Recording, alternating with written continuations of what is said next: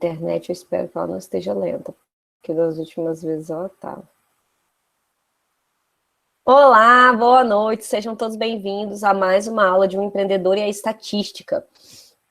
Hoje nós estamos fazendo a unidade 2, que nada mais é do que falar sobre distribuição de frequência e histograma. Como eu já falei com a galera que está aqui no ao vivo comigo, eu não conseguirei passar todo o conteúdo hoje, porque se vocês viram uma apostila, o conteúdo é muito amplo. Então eu vou deixar aqui nos links abaixo alguns conteúdos complementares que eu já passei, inclusive, para a galera que está aqui na aula comigo. E se você tiver uma dúvida, quiser fazer algum comentário sobre alguma coisa, alguma complementação, porque eu sei que muitos alunos não estão assistindo minha aula, não é porque não querem, é porque alguns estão até trabalhando nos horários das aulas, deixe seu comentário aqui que eu vou responder ou na próxima aula, ou eu respondo aqui mesmo, ok? Então vamos começar, gente. Primeiro, o que a gente vai estudar aqui, né? Dentro dessa unidade, a gente começa a tentar entender as representações gráficas e adequadas para a gente conseguir ler os dados. Porque eu posso simplesmente ter um monte de informação solta. Eu posso simplesmente ter um monte de número solto. Ou eu posso organizar esses números para eu conseguir ter interpretações eficientes, para eu conseguir fazer algo desses números. Porque um monte de número solto, eu não consigo fazer nada com eles. Eles vão continuar a ser um monte de números soltos. Eu não vou conseguir chegar a conclusões nenhumas. Se eu pego 50 notas de alunos e coloco elas numa planilha em lista, assim, 50 notas, eu não vou conseguir analisar aquelas 50 notas. Eu vou olhar aqui, aí daqui a pouco eu vou olhar aqui, aí depois eu vou olhar aqui, e eu nunca vou ter uma análise aprofundada daquilo dali. Quando eu simplesmente começo a organizar esses dados em formatos de tabelas e gráficos, eu começo a ter informações para poder serem interpretadas. E aí, poder chegar, inclusive, a conclusões, que com o número solto, eu não chego em conclusão nenhuma. Então, e aí o objetivo aqui é tentar entender como que a gente faz isso e tentar entender o nome de cada uma das coisas que a gente está trabalhando. Quando na descrição, exploração e comparação de um conjunto de dados aqui poderia ser essas 50 notas que eu acabei de dar como exemplo, eu acabei de dar um exemplo, né? Quais são as 50 notas de alunos? Tem uma aluna pedindo o link da primeira aula, eu vou passar daqui a pouquinho, e tem uma outra aluna pedindo o link da aula de agora. Eu vou mandar o link da aula de agora aqui no chat para ela. Pronto, mandei para você o da aula de agora. Sobre a primeira aula, daqui a pouquinho eu mando aqui para você, daqui a pouquinho eu mando de novo, tá? Vou acessar aqui. Então, por exemplo, quando você está pegando essas 50 notas, né? O que é de extrema importância? Primeiro, você entender onde está o centro desses dados, ou seja, onde é que está o meio, né? E aí a gente já vê por que a gente estuda média e mediana. Qual é a variação? Ou seja, ele está variando de quanto em quanto. Um exemplo que fica mais expressivo para vocês entenderem. Quando você está numa turma, você tem aqueles caras que tiram 10 e você tem aqueles caras que tiram 2, 3. Para quem pediu a playlist com a primeira aula, acabei de botar no chat agora. Você tem aqueles caras que tiram 10 e aqueles caras que tiram 2, 3. Quando você vai simplesmente medir a média disso, você vai somar todos os números e dividir pela quantidade de números. Nós vamos chegar ainda nisso, tá? Eu tô aqui só fazendo uma introdução, mas eu vou explicar isso mais profundamente.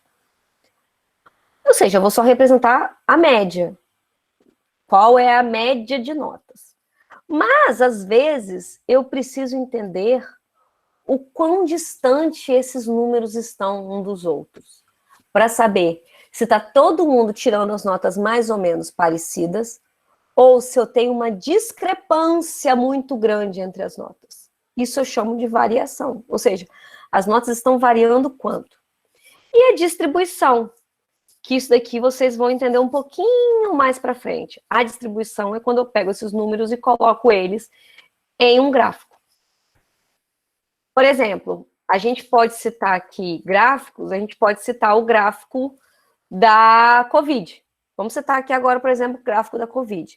A gente pensava que o gráfico da Covid ia fazer como? Ia fazer um formato tipo de um sino, né, de um morro. Ou seja, a gente estava em março do ano passado lá embaixo, aí a gente foi subindo, junho, julho, agosto, setembro, tá. Quando deu setembro, outubro, a gente estava assim, em queda. Aí o que a gente começou a acreditar? O que a gente via nesse gráfico? Ah, se a gente está em queda, a gente vai continuar em queda. Não, gente, veio uma outro sino, que a gente está chamando isso de onda. E isso é uma forma de você pegar dados e colocar em um gráfico para você analisar. Se eu tivesse simplesmente olhando números, eu não conseguiria ter essa análise que a gente estava em poucos casos, subiu muitos casos, baixou poucos casos de novo e nós estamos subindo para muitos casos agora. A gente não sabe ainda se a gente está no platô. Platô é o quê? É o topo do morro. Seria o topo da montanha. E aí, depois do topo da montanha, você faz o quê? Você desce. A gente não sabe ainda se a gente está em um outro platô. A gente sabe que a gente está subindo. Será que essa montanha vai ser maior do que a primeira? Tudo isso a gente só consegue analisar porque a gente está pegando dados e colocando num gráfico. Senão a gente não conseguiria ter essa análise. Durante todo o nosso conteúdo aqui, por várias vezes eu vou trazer algumas coisas para vocês, de coisas que são faladas no jornal, para vocês tentarem interpretar tudo isso para o dia a dia de vocês. Tudo isso que eu falo aqui mais para o dia a dia de vocês. E aí, a gente tem uma outra coisa aqui que eu preciso trazer para vocês entenderem, outras nomenclaturas que a gente vai falar sobre elas mais lá para frente, que são os outliers, ou que a gente chama de valores discrepantes. O que seria isso?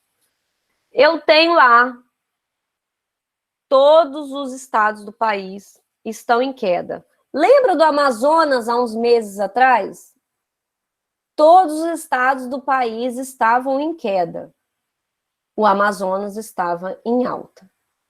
O que o Amazonas era dentro desse bolo de dados do Brasil? Ele era um outlier. Ele era um valor discrepante, porque ele não estava acompanhando a média dos outros valores. Então, outlier é aquele cara que a gente às vezes até fala assim, você é fora da curva. Já ouviram alguém falar assim? Ah, fulano é fora da curva. Então, o que eu tô querendo dizer? Que esse cara é um outlier. Ele é alguém que tá fora daquilo que todo mundo tá, fora daquela meiuca que tá todo mundo representando. E o tempo, porque algumas vezes os dados, eles mudam com o tempo. Vide os dados que a gente está vendo da Covid. E aí, a outra coisa que a gente tem que avaliar são os tipos de variáveis. Dentro dos tipos de variáveis, claro, todo conjunto de dados, ele tem as variáveis. E se você ainda não está entendendo isso, volte uma casinha na primeira aula ou volte nas aulas que eu vou colocar aqui de métodos quantitativos, onde eu explico isso bem aprofundado. É importante que a distribuição conte, claro, com um número adequado de classes, e eu vou explicar o que é isso. Se a gente pegar um pequeno bolinho de números para analisar, a gente vai ter pouca coisa para analisar. E se a gente pegar muita coisa para analisar, a gente vai ter muita coisa, consequentemente, para ser analisado. E aí vai fazer com que a gente possa ter interpretações, inclusive, erradas. Qualquer conjunto de dados, como, por exemplo, precipitação pluviométrica, ou seja, a quantidade de chuvas, PIB dos municípios, ou ocorrência de acidentes em rodovias, tudo isso são dados. Contém informações sobre grupo e sobre indivíduos. E a possível diferença entre os indivíduos é que vai determinar essa variação, o que a gente chamaria de variáveis. O que é? Vamos de novo. O que é uma variável?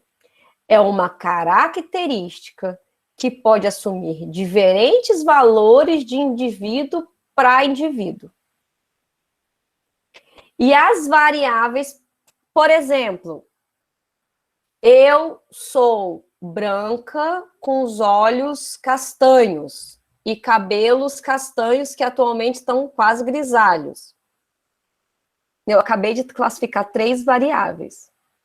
A minha pele, a minha cor dos olhos e o meu tom do meu cabelo. Ok? Eu sou um indivíduo, um ser humano, uma mulher. Se eu for comparar com outro ser humano, ou mulher ou homem, a outra coisa que também é uma classificação é o sexo feminino. Se eu pego seres humanos, boto todos dentro de uma caixinha e vou comparar as diferenças entre eles, as diferenças são as variáveis, ok? Deu para entender até aí? Quem ainda não está entendendo pode botar no chat. E essas variáveis, elas podem ser tanto qualitativas quanto quantitativas. E aí que vem o pulo do gato que vocês têm que prestar atenção em mim. Quando eu falo que uma coisa é qualitativa, é porque essa variável qualifica algo. Quando eu digo que o meu tom de pele é branco e que meus olhos são castanhos, eu estou qualificando alguma coisa. Eu estou dando as qualidades para exemplificar isso. Mas se eu digo que algo numérico, que eu meço 1,65 e peso 60 quilos, eu estou dizendo uma variável quantitativa, porque eu estou usando números que representam quantidades. Mas, atenção, se você está anotando, inclusive, vou dar uma dica, não assistam as minhas aulas sem anotar, anotem, porque são essas diquinhas que eu dou que vão fazer vocês absorver. Observem uma coisa, existem números que não são quantitativos, que representam coisas qualitativas. E que números são esses, Marina?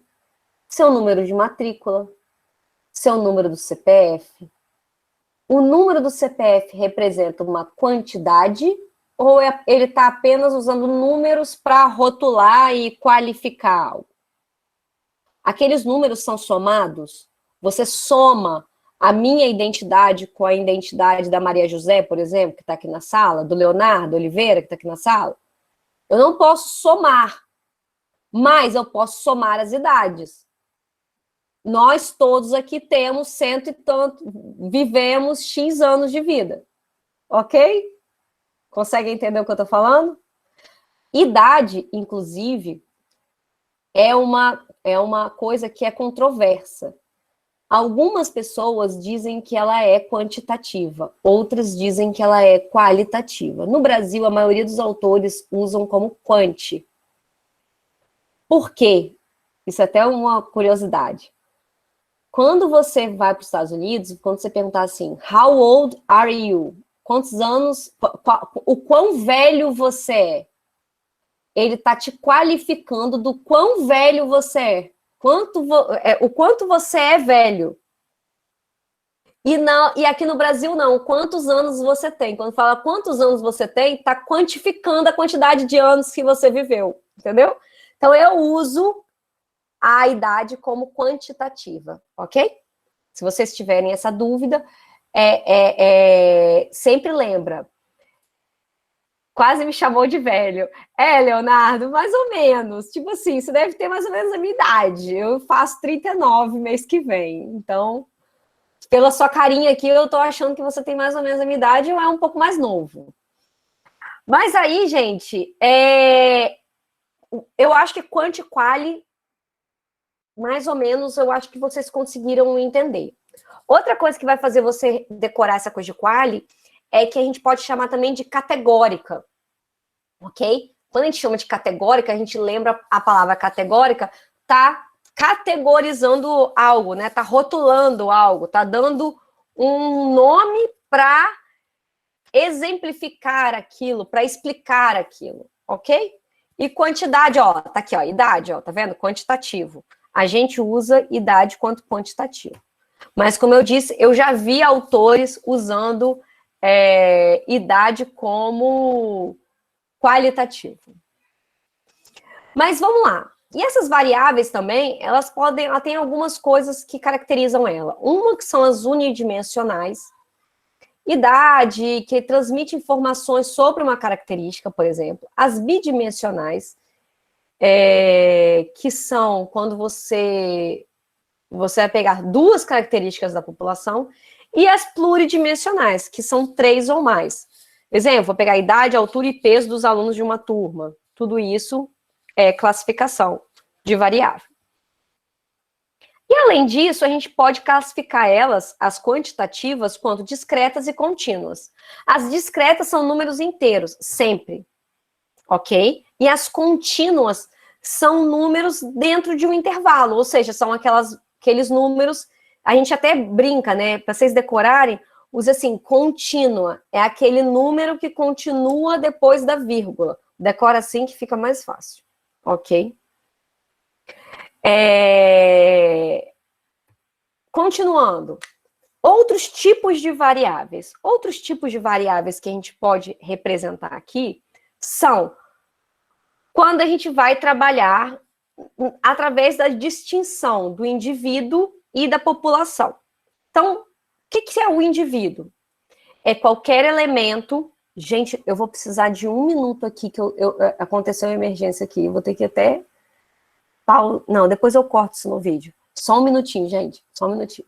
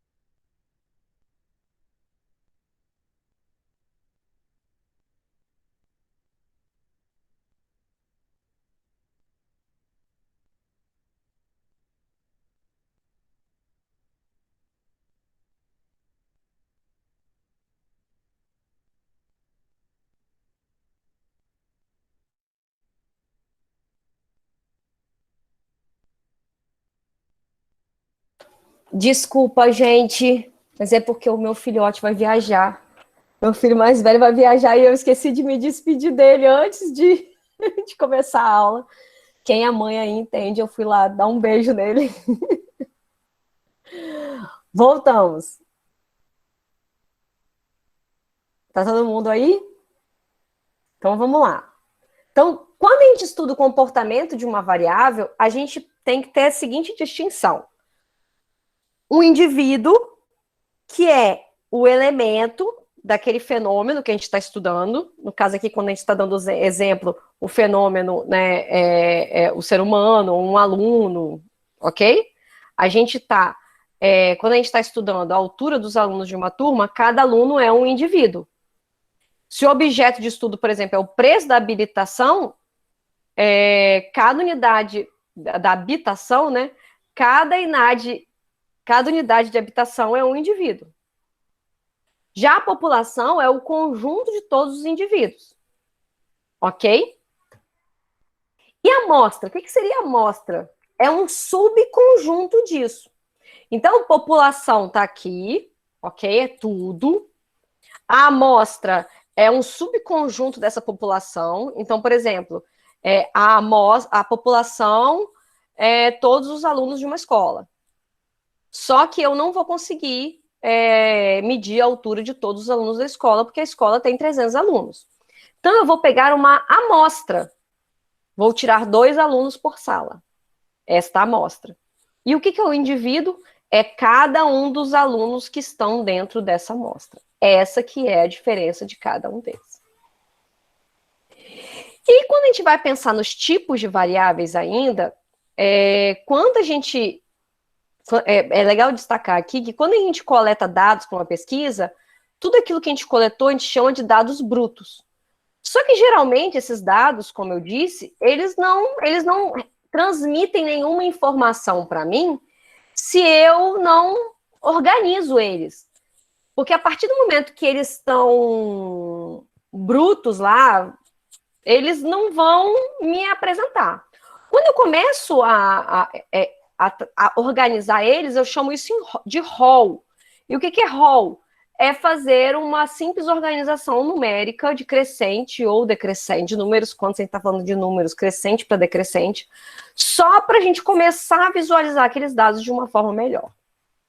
Mas eu também preciso entender o que são as apurações de dados. O que são as apurações de dados? Apuração de dados é quando eu vou perguntar as coisas para as pessoas. Então, se eu vou perguntar, se eu vou perguntar para os alunos ou vou medir os alunos, ok? Eu estou fazendo uma apuração de dados aqui, através daquilo dali. Então, quando eu vou apurar os dados, por exemplo, ó, vamos supor que eu estou apurando aqui dentro da sala quantas pessoas do sexo masculino e quantas pessoas do sexo feminino tem. Para eu apurar, eu posso simplesmente fazer contagens simples, assim, ó, de 5 em 5, fazendo total de traço, xizinho, do jeito que você precisar, você quiser. Isso é uma apuração de dados. Esses dados ainda eles são totalmente brutos. E dentro dessa apuração de dados, ela vai ser, né, registrada de uma forma, que pode ser, inclusive, através de uma planilha. Por exemplo, aqui eu tô vendo o peso do nascimento de crianças. Então, eu vou pegar o número do prontuário 10.525, estou no hospital, o peso foi de 3,250, 3 mil é ótimo, 3,250 kg. E aí, sucessivamente, até chegar a todos os prontuários, por exemplo, eu quero medir o peso ao nascer de todos os nascimentos do ano de 2019. Vai ser um dado exatamente bruto assim. Só que isso daqui, para mim, ele não vai dizer nada. Se eu não trabalhar esses dados, ele não quer dizer nada para mim. Uma diquinha, né? A tecnologia sozinha não garante a participação real do estudante no processo de aprendizagem. Então, por exemplo, a gente não pode só pensar na interpretação do computador. A gente tem que pensar na apuração e na interpretação. Então, quando a gente pensa, quando a gente fala sobre isso,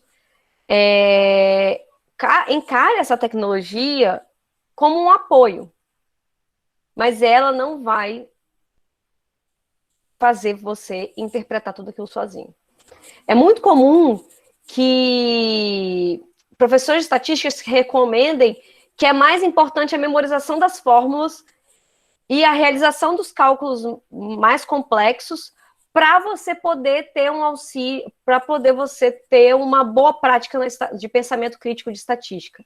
Na verdade, eu sou completamente contra. Eu acho que o trabalho manual é importante, claro, mas você também pode usar calculadora, você pode usar computador, você pode usar tudo, mas o cálculo que você faz na mão e que você calcula faz você trabalhar o seu cérebro. Pense que isso é uma ginástica para o seu cérebro. Ah, professora, eu não sei fazer contas na mão, não faço, só uso calculadora. Ok, a tecnologia está aí para isso. Mas será que se você começar a entender exatamente o que você está fazendo de uma forma mais bruta, de uma forma mais de tendo uma experiência, será que você não vai compreender tudo aquilo melhor? Então façam cada um o seu teste de como que você aprende melhor. O indicado aqui é que você teste como que você aprende melhor.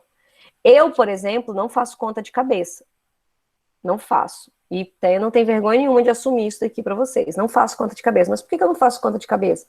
Porque na maioria das vezes, quando eu faço conta de cabeça, eu acabo às vezes errando pelo cansaço. Eu dei várias aulas naquele dia, a cabeça está cansada, e aí eu boto minha cabeça à prova e ela não me responde. Então eu tenho sempre ao meu lado uma calculadora. Mas se eu tiver que montar todo o cálculo na mão, eu sei montar.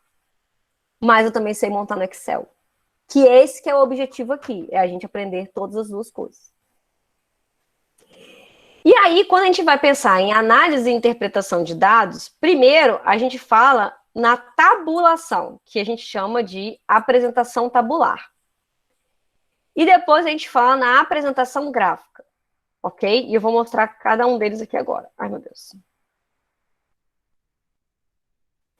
A apresentação tabular nada mais é do que você jogar isso daqui dentro da planilha.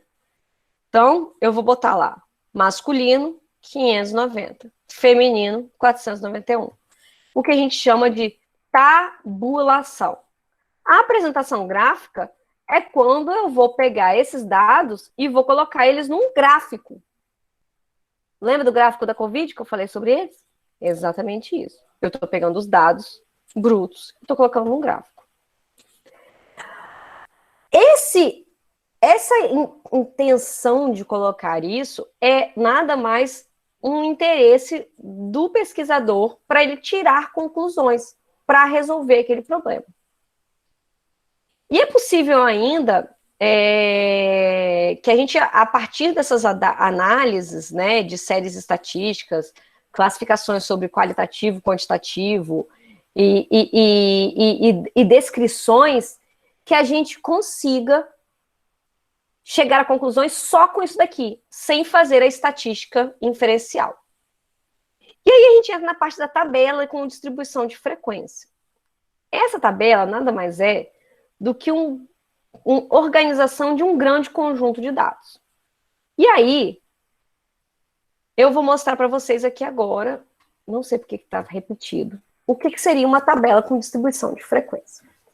E eu queria que vocês, para vocês decorarem melhor essa parte que eu vou falar agora, eu quero que vocês vejam e façam os exercícios da playlist que eu coloquei aqui mais cedo, da minha aula presencial. Na presencial, usei muita calculadora científica. Triste, tá? É triste mesmo, Leonardo. As meninas que estão desejando boa viagem para o meu filho, obrigado. Na playlist que eu acabei de colocar aqui, que eu vou colocar aqui de novo para vocês, se vocês forem olhar a aula distribuição de frequência e histograma, aula 1 e aula 2, eu fiz diversos exercícios com os alunos. Essa aula, inclusive, eu dei ontem. Eu fiz diversos exercícios com os alunos de distribuição de frequência. Então, a complementação dessa aula que eu estou dando para vocês aqui agora seriam as duas aulas que estão ali. Usem essas aulas a favor de vocês. E eu vou aqui agora tentar explicar o que significa cada uma dessas coisas nessa tabela para vocês entenderem melhor. Quando eu estou falando aqui na cidade, eu estou simplesmente... Isso daqui é a variável, ok? Qual que é a variável aqui? Idade. Ela é quali ou ela é quant? Ela é quantitativa, né? Não é isso que nós vimos? Ela é quantitativa no caso aqui. E ela está agrupada de 9 em 9 números, né? Do 21 ao 30. Entretanto, eu preciso ensinar algumas diquinhas para vocês. Número 1. Deixa eu ler isso daqui, né? 21 traço 30. O que eu quero dizer aqui? Esse traço, ele quer dizer não está contido. Então, quando ele está dizendo que isso daqui não está contido, ele está dizendo que os números que estão aqui é o 22 até o 30. Aqui é o 32 até o 40. Aqui é o 42 até o 50. Aqui o 52 ao 60, 62 até 70, 72 ao 80. Por quê? Quando ele bota essa barra aqui, ele está dizendo que esses números 21, 31, 41, 51 não estão sendo contabilizados aqui. Eu vejo um erro aqui. Por quê? Porque aqui o 31 tinha que estar aqui em cima. Mas não fui eu que fiz essa planilha já veio pronta para mim. É do material da Docto, então eu estou só passando ela. E o que elas estão querendo dizer aqui? Que entre as idades de 22 e 30 anos, lembrem, por que eu não estou contando 21? Porque tem uma barrinha aqui que está dizendo para mim assim, não está contido. Isso é uma denominação matemática que diz que não está contido. Então, entre o número 22 e 30 anos, eu tenho 28 pessoas. Opa, então calma aí. O que é essa coluna aqui? Essa coluna representa frequência. E o que é frequência? Nada mais é do que a contagem. Então, vamos ler de novo. Entre 22 e 30 anos, eu tenho 28 pessoas. Entre 32 e 40 anos, eu tenho 30 pessoas.